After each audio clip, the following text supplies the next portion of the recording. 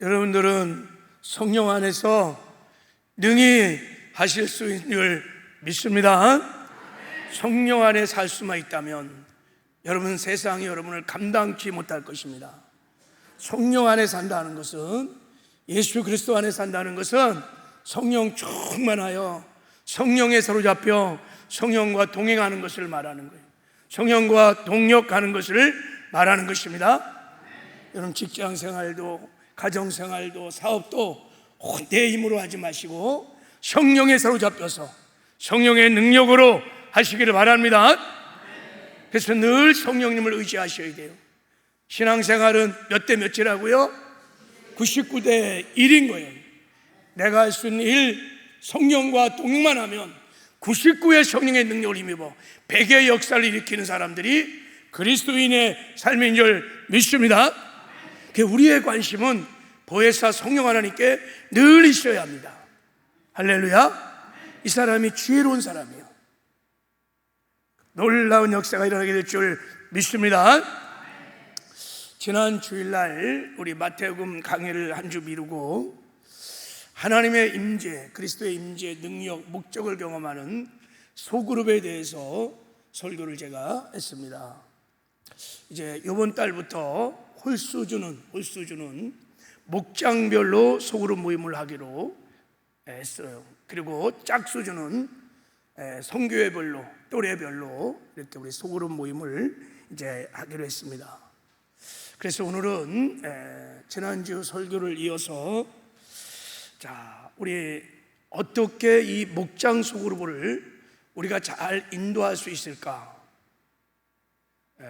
인도하는 것을 넘어서 목장에서 그리스도의 임재와 능력과 목적을 실제로 경험할 수 있는 목장 소그룹 인도법에 대해서 이제 설교를 좀 더 깊이 해보기를 원합니다.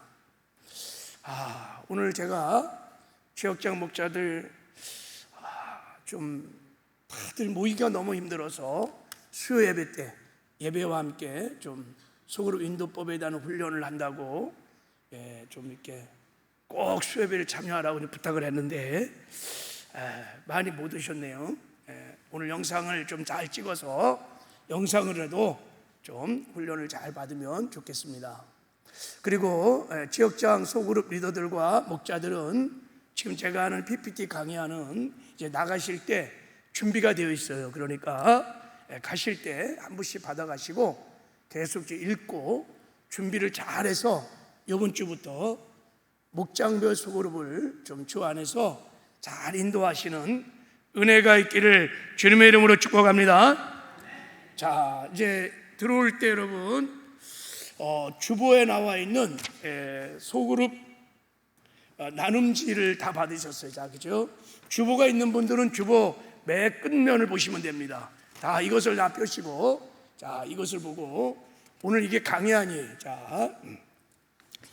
자, 거기 보면 온 세대 어울린 예배 소그룹 나눔지 이렇게 되어 있는데, 우리 목장 소그룹 모임은 순서가 이렇습니다.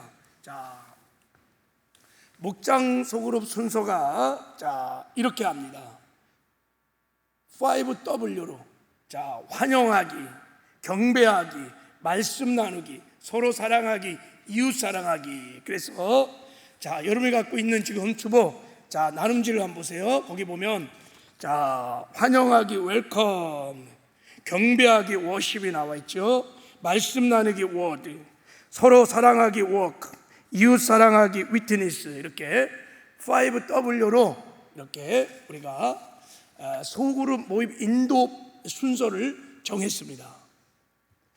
왜 소그룹을 이 순서로 인도해야 할까요? 왜 이렇게 순서를 정했을까요? 여기는 그냥 막 순서를 정한 것이 아니라 아주 깊은 뜻이 있어요. 그래서 우리 소그룹 리더들이, 목자들이, 지역장들이 소그룹 모임할 때 자기 생각대로 막 소그룹을 인도하면 안 되고 이 순서에 준해서 소그룹을 잘 인도하면 분명히 그리스도의 임재와 능력과 목적을 경험하는 살아있는 소그룹이 되게 될 줄 믿습니다. 그래서 소그룹 인도의 철학이 이 순서에 담겨져 있어요. 그래서 오늘 왜 이렇게 우리가 소급으로 인도하는지 그 이유를 먼저 한번 살펴보겠어요. 소그룹 모임에서 이와 같은 순서를 갖는 것은 다음과 같은 이유 때문입니다. 두 가지 이유 때문인 거예요. 반드시 소그룹을 이 순서대로 하셔야 되는 이유가 두 가지가 있는데, 첫 번째 이유는 뭐냐면 소그룹에 함께 계신 그리스도의 임재와 능력과 목적을 경험하기 위해서 이 순서로 소그룹지를 만든 것입니다. 두세 사람이 내 이름으로 모인 곳에 나도 너희와 함께한다 그랬어요. 분명히 소그룹 안에 주님이 함께 하십니다. 할렐루야. 그 주님을 우리가 경험하려면 여러분 이 5W로, 이 순서로 소그룹을 인도하셔야 돼요. 왜 그러냐면 보세요. 하나님께서 이 땅에 교회를 세우셨어요. 교회를 에클레시아라고 그랬죠, 그죠? 하나님의 특별한 부르심을 받고 모인 공동체 에클레시아가 교회입니다. 왜 하나님이 교회를 이 땅에 에클레시아 공동체로 이렇게 세우셨을까요? 그것은 우리가 함께 모여서 서로 사랑함으로 사랑의 공동체를 이루게 하기 위함인 것입니다. 사랑은 혼자 할 수 없기 때문에 공동체를, 그래서 에클레시아가 그래서 생긴 것입니다. 이 에클레시아 사랑의 공동체를 거쳐 삼고 하나님이 임하십니다. 하나님이 약속하셨습니다. 요한일서 4장 12절에 어느 때나 하나님을 본 사람이 없으되 우리가 서로 사랑하면 하나님이 우리 안에 임마누엘 거주하시고 그랬어요. 우리가 사랑하면, 사랑의 공동체를 만들면 하나님은 여지없이 그 공동체를 거쳐 삼고 임하십니다. 할렐루야. 우리 리더들은 이것을 믿어야 돼요. 하나님이 임재하십니다. 하나님이 임하시면 하나님의 셰케나 영광이 나타나면서 능력이 부어지기 시작합니다. 하나님의 능력이 부어지기 시작하면 여러분 치유가 일어나고 회복이 일어나고 죽었던 영이 막 다 살아나며 에스겔 골짜기의 마른 뼈와 같이 성령의 권능이 펴서 하나님의 군대로 살아나는 그런 회복의 역사가 일어납니다. 그리스도의 몸이, 목장이 살아나기 시작합니다. 목장이 살아나기 시작하면 그 살아난 목장이 하나님의 목적, 하나님의 뜻을 성취해 가기 시작합니다. 그러니까 하나님께서 이 땅에 에클레시아를 세우신 궁극적인 목적은, 첫 번째는 임마누엘 하기 위한 거예요. 사랑의 공동체, 사랑이신 하나님께서 임마누엘 하시기 위해서 이 땅의 교회를 공동체로 세우신 것입니다. 그렇게 공동체를 거쳐 삼고 임하셔서 당신의 영광을 나타내시고 능력을 부어주셔서 당신의 뜻을 교회를 통하여 이루어가기를 하나님은 원하십니다. 할렐루야. 그래서 목장이 살아나면, 교회가 살아나면 하나님의 뜻이 이루어지기 시작합니다. 그러면 구체적으로 목장이 살아날 때 하나님의 뜻이 이루어지는 하나님의 목적이 무엇이 있을까? 지난주에 제가 6가지를 말씀드렸어요. 목장 수급에서 하나님의 임재와 능력을 경험하면 성취되는 10가지 하나님의 뜻, 하나님의 목적이 있어요. 제가 성경을 연구해 보니까 목장이 살아나면 10가지 적어도 하나님의 뜻이 이루어지게 있어요. 그래서 하나님은 교회를 에클레시아로, 그리고 목장을 기초로 교회를 세웠다는 것을 알 수 있습니다. 제가 오늘 이거는 강의하지 않을 거예요. 그냥 읽겠습니다. 읽겠습니다. 시작. 교회가 초대교적인 건강한 교회로 성장합니다. 시작. 지상 명령을 가장 효과적으로 성취합니다. 시작. 전 성도들이 사역을 해서 건강한 교회를 세워갑니다. 성화의 구원을 이루어갈 수 있습니다. 삶의 필요들을 채워집니다. 우리의 영육간의 필요가 목장 공동체를 통해서 하나님이 채우시게, 목장이 축복의 전당입니다. 자, 그리고 시작. 이기는 자가 되어 천국에 들어갑니다. 자, 새 계명을 따라 최고의 복을 누리며 삽니다. 하나님께서 그리스도의 법을, 율법의 완성인 새 계명을 딱 하나 주셨어요. 사실 신약 성경에 있어서 법은 딱 두 가지밖에 없어요. 그리스도의 법인 새 계명, 서로 사랑하는 것과 양심의 법. 모든 율법의 완성인 서로 사랑하는 것이 여러분 새 계명입니다. 이 계명이 왕성하게 성취될 수 있는 곳이 어디냐면 목장입니다. 그래서 목장이 축복의 전당인 것입니다. 새 계명이 성취되면, 여러분 새 계명은 모든 율법의 완성인데 구약의 모든 약속의 말씀을 성취해가는 축복을 목장에서 받을 수 있습니다. 할렐루야. 신비하고 놀라운 공동체가 에클레시아, 소그룹입니다. 자, 보세요. 그리고 시작. 하나님의 가족 공동체를 체험할 수 있습니다. 우리가 다 하나님을 아바 아버지라 부르는 형제요 자매인 줄 믿습니다. 우리가 천국에 와서 영원히 함께 살 하나님의 패밀리들입니다. 이것을 가장 우리가 확실하게 경험할 수 있는 것은 이런 대그룹이 아니에요. 소그룹에서. 자, 그리고 하나님의 영광을 경험하고 세상에 나타냅니다. 소그룹에서 하나님의 샤칸의 영광이 나타나고 소급이 살아있기 시작하면 세상에 하나님이 나타나기 시작하는, 하나님의 영광이 세상에 드러나게 된다는 거예요. 하나님을 가장 깊이 체험할 수 있는 것도 소그룹이고, 하나님을 가장 이 세상에 잘 나타낼 수 있는 것도 소그룹인 것입니다. 자, 그리고 마침내, 자, 읽겠습니다. 시작. 하나님 나라가 세워집니다. 하나님 나라가 세워지고 완성되어 예수 그리스도가 재림하는 영광을 교회가 누리게 될 것입니다. 제가 말씀을 묵상해 보니 교회가 소급이 살기 시작하면, 목장이 살아있기 시작하면 이런 놀라운 하나님의 뜻이 이루어지는 것입니다. 그래서 하나님의 임재와 능력을 경험하는 살아있는 목장을 만들기 위하여, 그래서 하나님의 뜻이 이루어지도록 여러분 5W로 이렇게 소그룹 인도법을 만든 것입니다. 자, 두 번째, 왜 이렇게 우리가 소그룹을 인도해야 되냐면, 왜 이렇게 만들었냐면, 두 번째는 두 번째, 세 가지 사랑을 하여 사랑의 공동체를 만들기 위함인 것입니다. 사랑의 공동체를 만들려고 이렇게 만든 거예요. 물론 사랑의 공동체를 만들 수 있는 방법들이 여러 가지가 있을 수 있어요.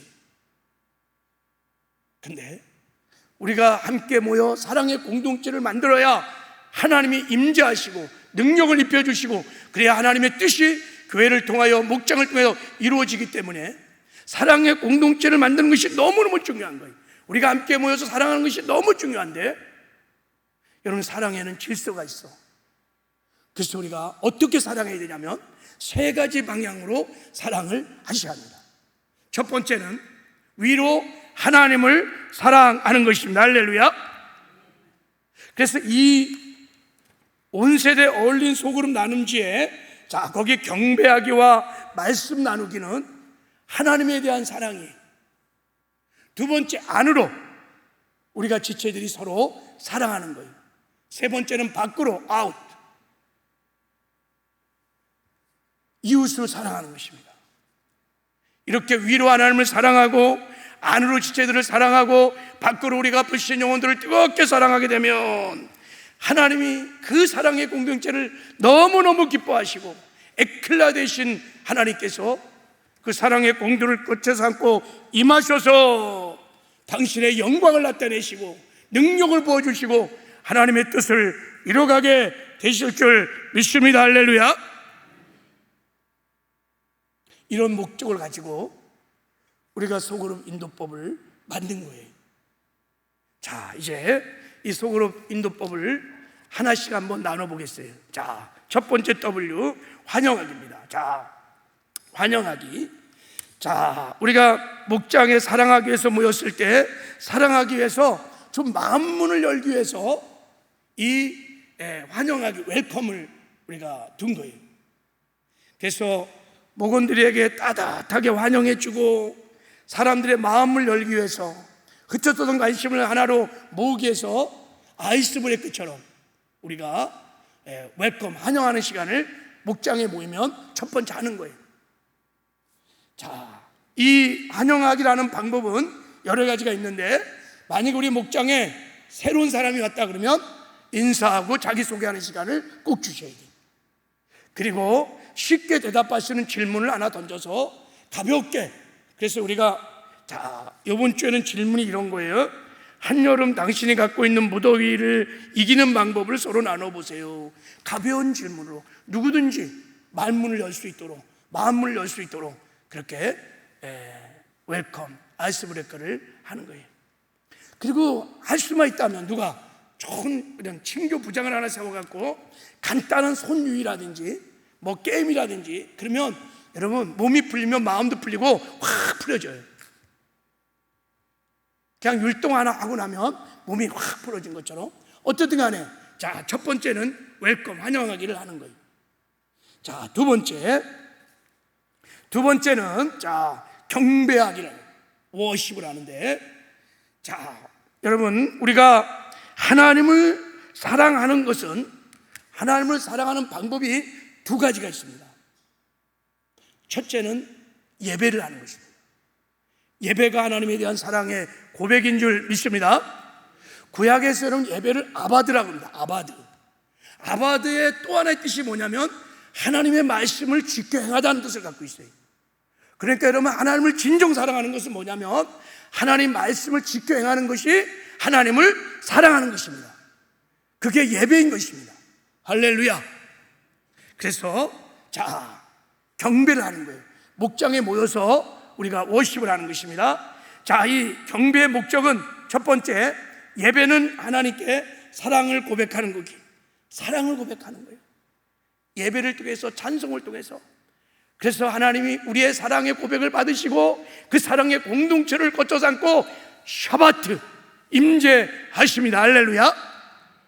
자, 그리고 자, 이제 이런 예배는 자, 소그룹 목장에서 자, 우리가 임재에 계신 하나님을 사랑하고 예배하게 한 시간입니다. 자, 그래서 우리가 소그룹에서 예배할 때는 이렇게 예배를 해야 합니다. 자, 한번 세 번째 읽겠습니다. 시작. 예배는 하나님의 임재 앞에서 영과 진리로 드리는 것이니라. 자, 예배에 모일 때 비록 소수가 모였을지라도, 늘 보는 얼굴일지라도, 첫 번째, 두세 사람이 내 이름으로 모인 곳에 나도 함께 있다는 하나님의 약속을 믿고, 이 자리에 지금 눈에 보이지 않지만 하나님이 우리와 함께 한다는 임재, 코람데우, 면전의식을 가지고 여러분이 예배를 드리셔야 합니다. 목장에서 놓치는 것이 첫 번째 하나가 뭐냐면 이거예요.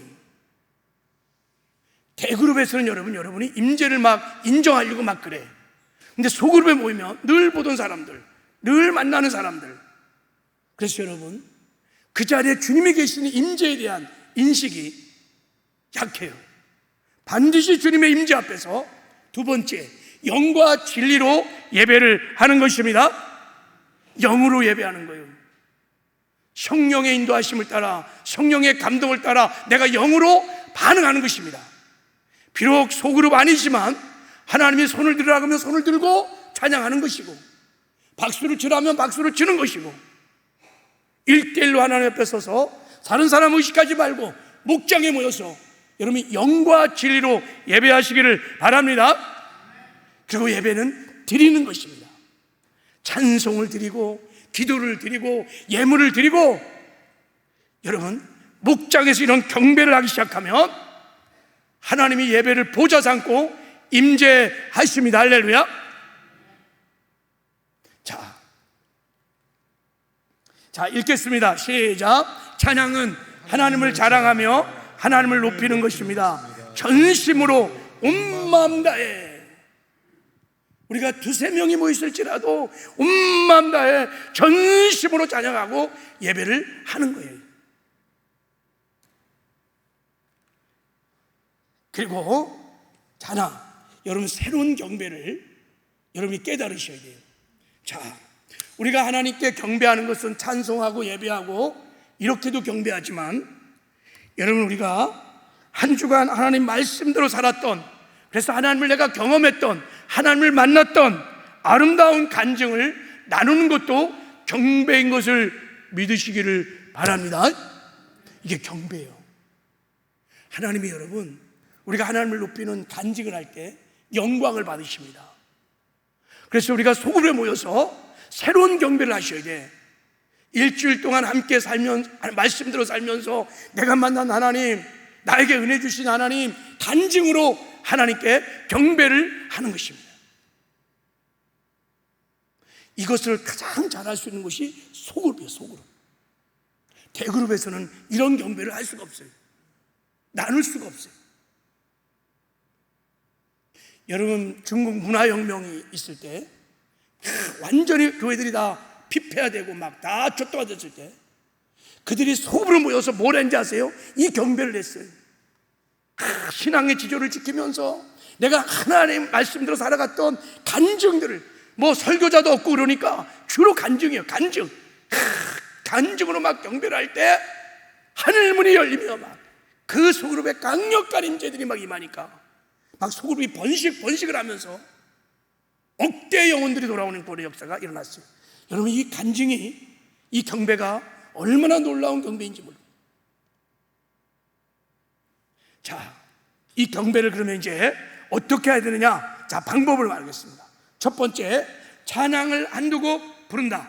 자, 우리 목장 소그룹은요, 이미 예배를 우리가 드리고 모이기 때문에, 여러분 주중에 모이는 목장에서는 이렇게 하면 안 되지만 이미 찬송을 드리고 30분의 시간 예배를 드리고 모였기 때문에 이런 경배를 많이 생략했어요.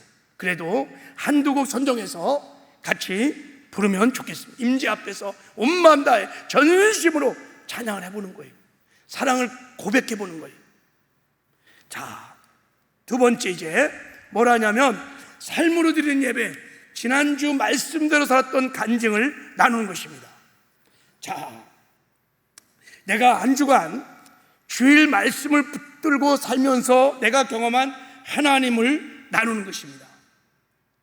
여러분, 목장에서 소금에 모여갖고 내 일상의 삶만 날마다 나누면 너무 지루해갖고요, 그 목장을 가고 싶지가 않아요. 뻔하지요. 뭐 밥 먹고, 아침 밥 먹고 회사 갔다가 또 교회 들렸다가 아니면 또 집에 가고, 여러분, 그건 일상의 삶을 나누라는 것이 아니에요. 목장에서는 내가 주일날 선포한 말씀을 붙들고 그 말씀대로 살면서 하나님을 체험하고 말씀을 체험했던 아름다운 간증을 나누는 것입니다. 그 아름다운 간증뿐만 아니라 내가 하나님 말씀대로 살지 못했던 실패를 통해서 깨닫는 교훈도 나누는 거예요. 말씀으로 조명해서 말씀으로 조명된 삶을 나누라는 거예요. 그냥 내가 아침 먹고 출근하고 뭐 해서 그 삶을 나누라는 것이 아니에요. 내 삶을 말씀으로 조명해봐서 내가 말씀대로 살았던 아름다운 간증들을, 그래서 하나님을 경배하고 내가 넘어지고 실패하고 그러면서 깨닫게 됐던 아픈 슬픈 간증도 나누는 거예요. 이게 삶을 나누라는 것입니다. 자, 여러분 보세요. 여러분이 갖고 있는, 자, 우리 경배하기, 자, 여기 다시 보세요. 경배하기. 자, 그 1번, 2번을 한번 읽어보겠습니다. 자, 시작. 소그룹에서 자유롭게 한두 곡을 선정해서 부르세요. 지난 한 주 동안에 말씀대로 살았던 아름다운 간증들을 서로 나누어 보세요. 여주동행 일기도 나누어 보세요. 이렇게 나왔어요. 한 주간 내가 말씀대로 살았던 삶, 말씀대로 살지 못했던 삶, 내 삶을 말씀으로 조명해서 그 삶을 나눠보라는 거예요. 이렇게 말씀이 나눔이 있는 곳에는 자연스럽게 치유가 일어나고 이런 변화가 일어나고 성숙이 일어나게 될 줄 믿습니다. 자, 그러면 이제 이 경배하기 담당자 소그룹 리더들이 할 목이에요. 자, 먼저 소그룹 리더들은 찬양을 선곡해 주셔야 돼요. 물론 주보에 나와 있는 그날 예배 찬양을 불러도 좋을 것 같습니다. 필요하다면 찬양 부장을 하나 세워갖고 찬양의 은사가 있는 사람이 있습니다. 그래서 그 사람이 찬양을 인도해 보는 거예요. 일주일간 기도하면서 찬양을 고르는 거예요. 목사님 설교를 들으시면서 찬양을 한 곡 고르는 거예요. 그래서 모여서 그 찬양을 한번 통해서 하나님의 사랑을 고백해 보는 거예요. 그러니까 찬양의 은사가 있는 사람이 있습니다. 그 사람을 시키면 잘할 거예요. 자, 그 다음에 한 주간 삶을 나눌 때는 소그룹 리더가 인도합니다. 한 명씩 돌아가면서 모두가 한 주간의 삶을 다 나누는 거예요. 그리고 사람이 많다 그러면 둘씩 짝을 딱 지어갖고 나누게 하면 됩니다. 나눌 때는 꼭 경청을 하셔야 돼요. 리더가 항상 자, 우리 이제 김 집사님이 지난 한 주간의 삶을 나눌 것입니다. 우리 경청합시다 하면서 도전하고 그렇게 경청할 수 있도록 분위기를 이끌어 가셔야 돼요. 누가? 소그룹 리더들이. 자, 이렇게 이제 경배하기를 마치면 세 번째 이제 말씀 나누기를 하겠습니다. 말씀 나누기를 하는데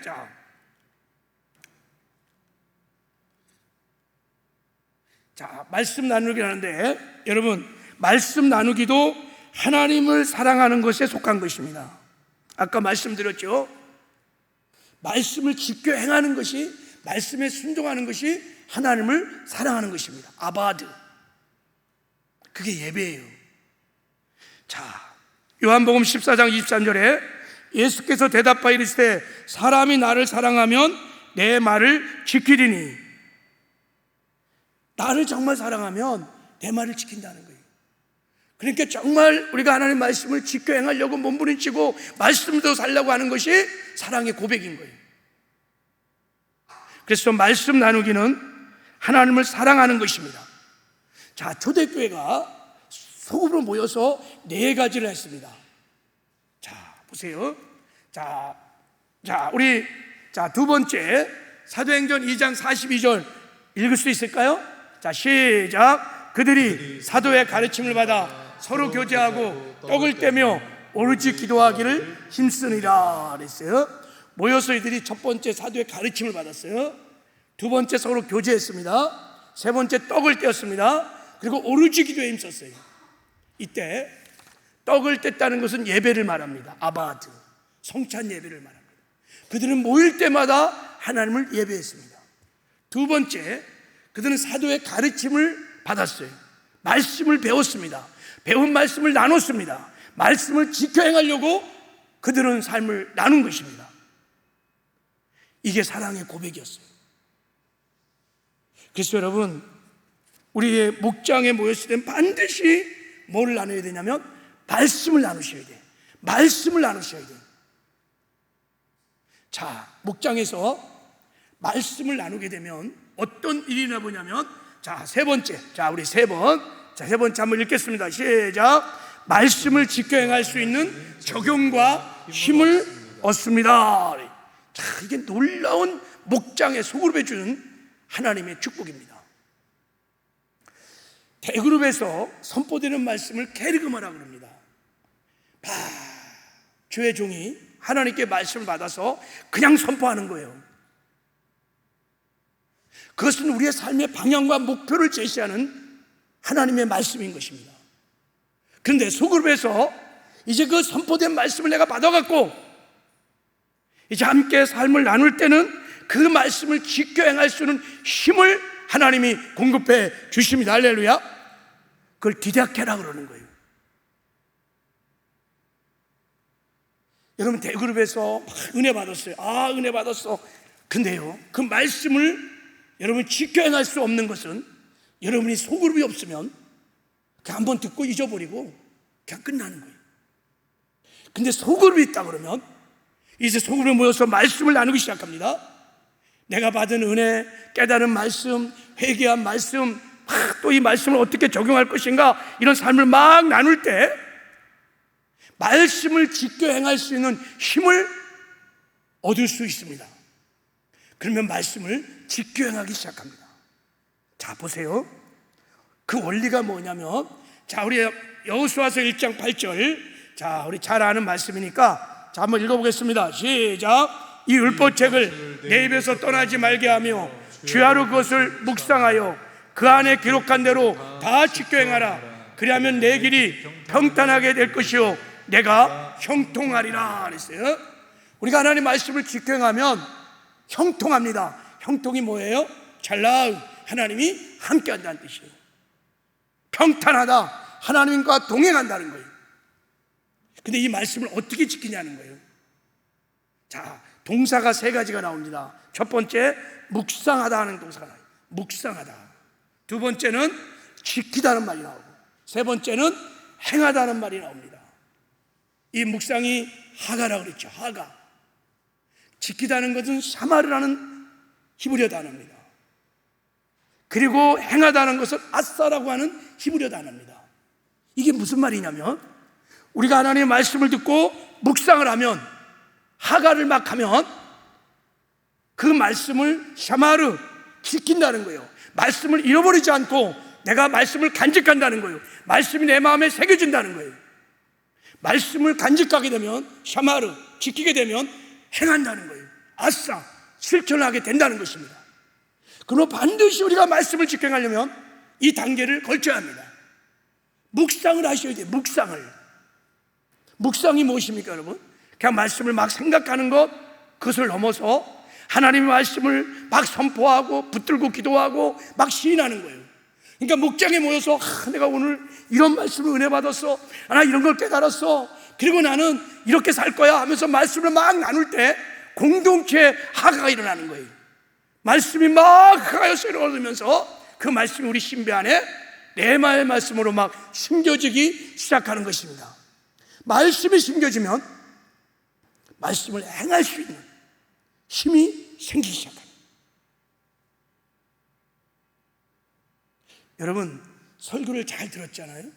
그걸 내가 한번 말해보는 거예요. 표현해볼 때 여러분, 그 말씀이 딱 정리가 되면서, 그리고 그것을 시인하는 순간에 내 말씀에 샤마르가 되어서 새겨진단 말이죠. 그래서 여러분, 속으로 우리가 열심히 하면 말씀대로 살아가는, 말씀에 순종하는 사랑의 고백이 일어나게 될 줄 믿습니다. 할렐루야. 그래서 목장에 모여서 여러분, 다른 얘기하면 안 돼요. 말씀을 나누셔야 합니다. 말씀을 나누셔야 돼요. 목장에는 반드시 말씀의 나눔이 있어야 합니다. 그래야 목장이 살아날 수 있습니다. 그래야 사랑의 공동체를 만들 수 있습니다. 자, 이제 방법을 한번 나눠보겠습니다. 자, 우리는 주일 설교의 말씀을 기록하여 나눌 것. 다 그래서 우리 주보에 그날의 말씀을 기록하라고 빈 공란을 다 이렇게 만들어놨어요. 그래서 그날 말씀을 다 내가 기록하는 거예요. 핵심 요지를 다 기록하는 거예요. 기록한 말씀을 같이 모여서 나눈 것입니다.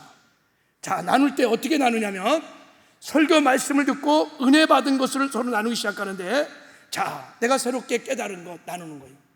내가 말씀을 듣고 감사했던 것, 내가 말씀을 듣고 회개한 것, 내가 말씀을 듣고 내 삶에 적용하려고 하는 것, 이것을 나누는 거예요.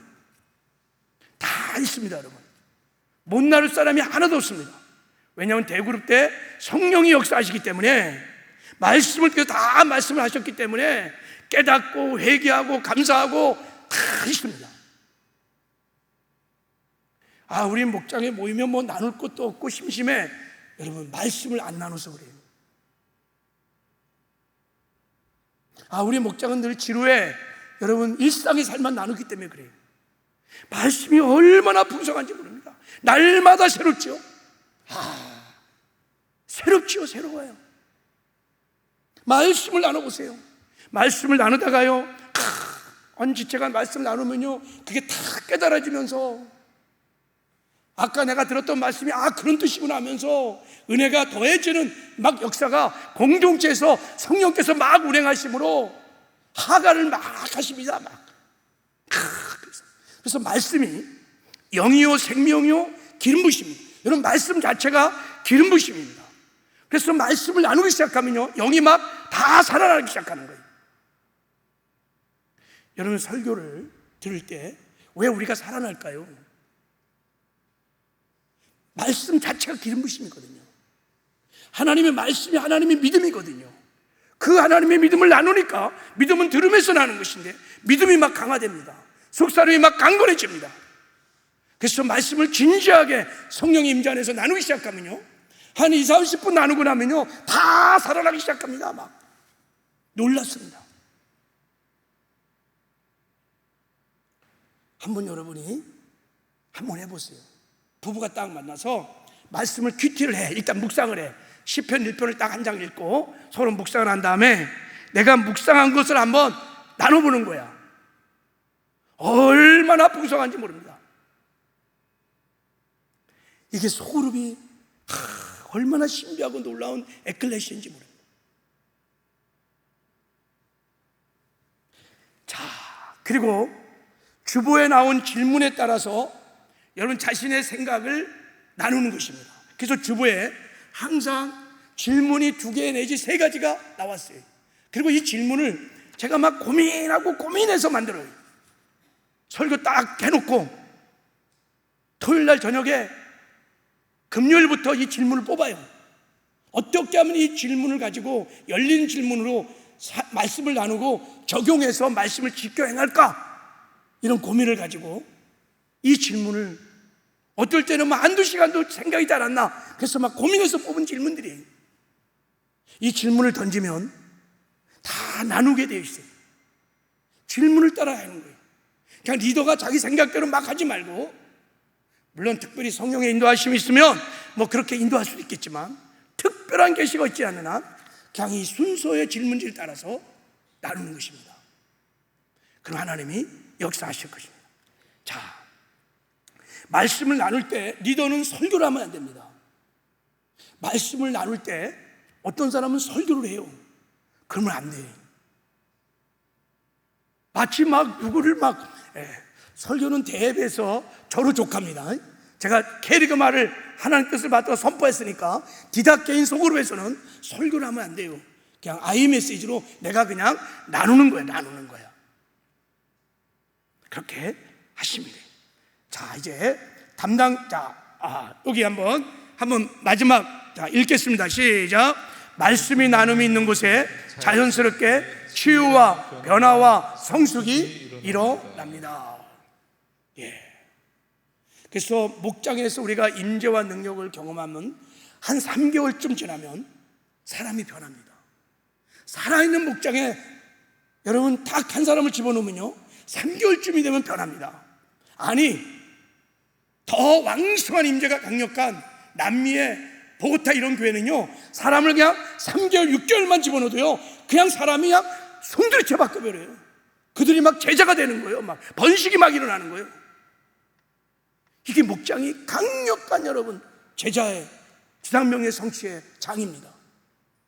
막 3개월마다 번식이 막 일어나는 거예요. 6개월마다 번식이 막 일어나는 거예요. 아니, 예수 믿는 6개월 만에 목자가 돼갖고 아니 목장을 개척하고 번식을 막 해요.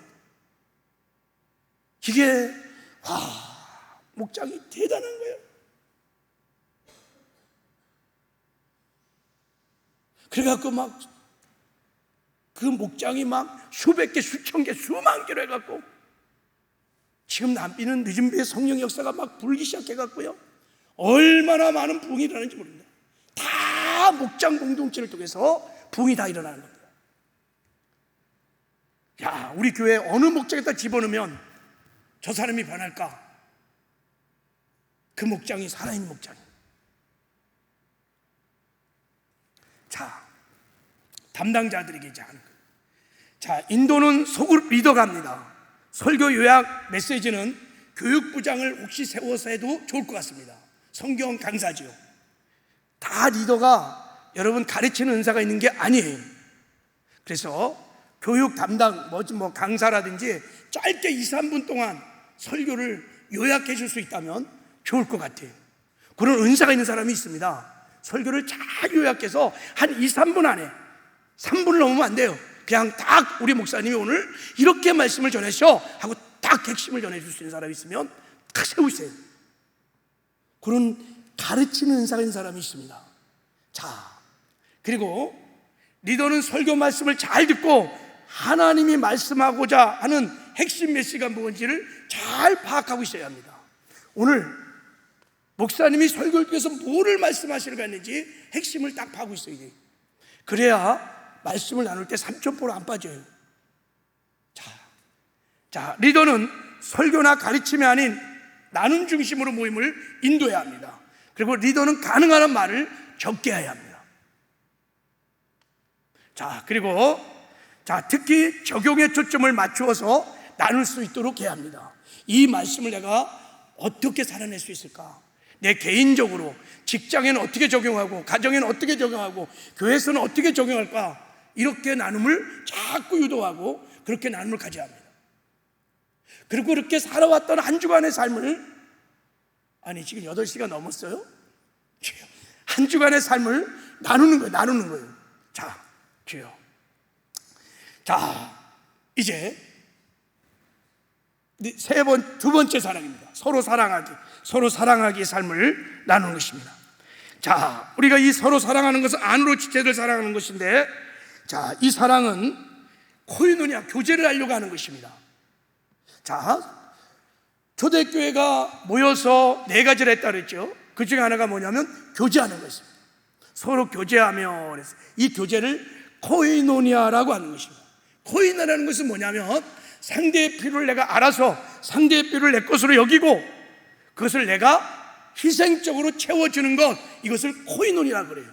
이걸 교제라고 그러는 것입니다. 이걸 여러분 상호 책임을 진다 그러는 것입니다. 아카페. 그러니까 사랑은 여러분 상호 책임을 지는 것입니다. 짐을 지어서 보세요. 너희가 짐을 서로 지라. 그래야하면 그리스도의 법을 성취하리라. 서로 사랑하라는 이 사랑의 법을 성취하려면 짐을 져야 돼요. 상호 책임을 져야 돼요. 아카페를 해야 됩니다. 우리 소그룹 안에 세상 사람들이 말하는 교제가 아니라 코이노니아가 일어나야 진정한 사랑이 일어나는 거예요.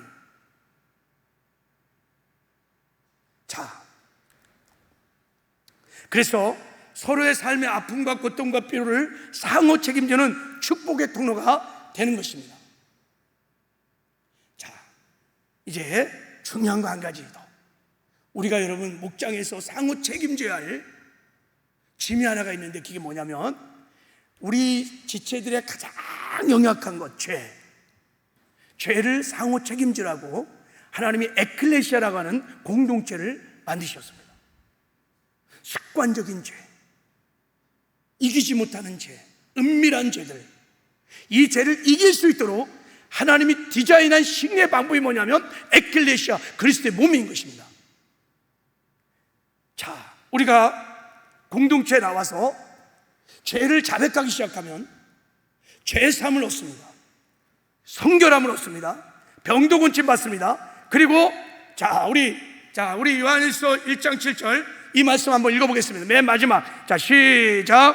그가 빛 가운데 계신 것 같이 우리도 빛 가운데 행하면 우리가 서로 사귐이 있고 그 아들 예수의 피가 우리의 모든 죄에서 깨끗하게 하실 것이요 그랬어요.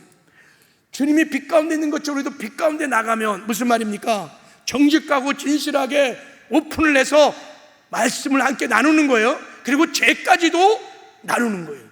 이게 빛 가운데 거하는 거예요. 그럼 어떤 일이 벌어지느냐? 자, 예수의 피가 우리의 모든 죄에서 깨끗하게 하실 거예요. 현재형입니다. 공동체에서 내가 죄를 자백하는 순간에 머리 되신 주님께서 그 보혈로 바로 죄사함을 주신다는 거예요. 놀랍지 않아요? 그리고요, 진정한 사귐이 그때 일어날 수 있다는 거예요. 이게 코이노니아입니다.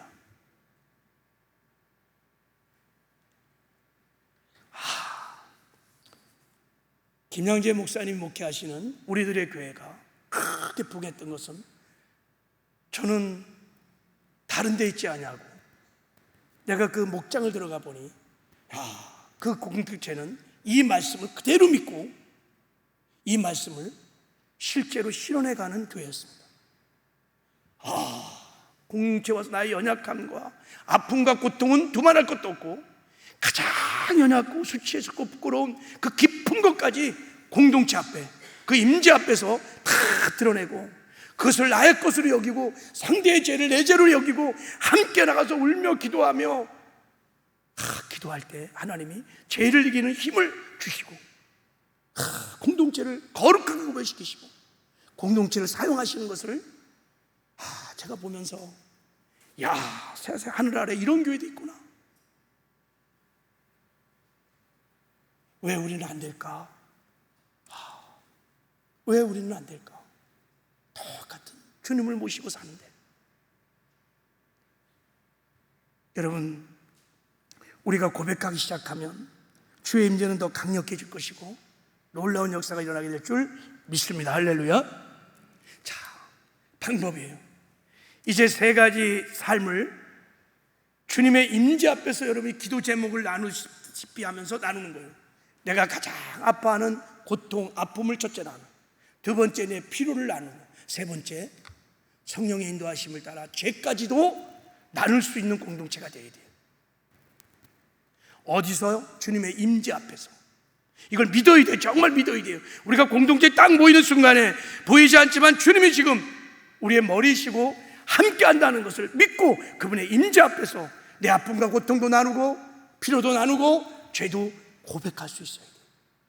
그 주체권을 믿고 고백하는 거예요. 자, 그리고 삶을 나눌 때 솔직하고 정직하게 그리고 실질적이고 구체적인 내용을 나누셔야 합니다. 소그리도는 두려움 없이 나누도록 사랑의 분위기를 만들어내셔야 돼요. 사람이 두려워해서 이걸 안 나누려고 그러는 거예요. 두려움은 배후에 누가 있느냐? 마귀가 있어요. 우리 마음을 다 닫게 하는 거예요.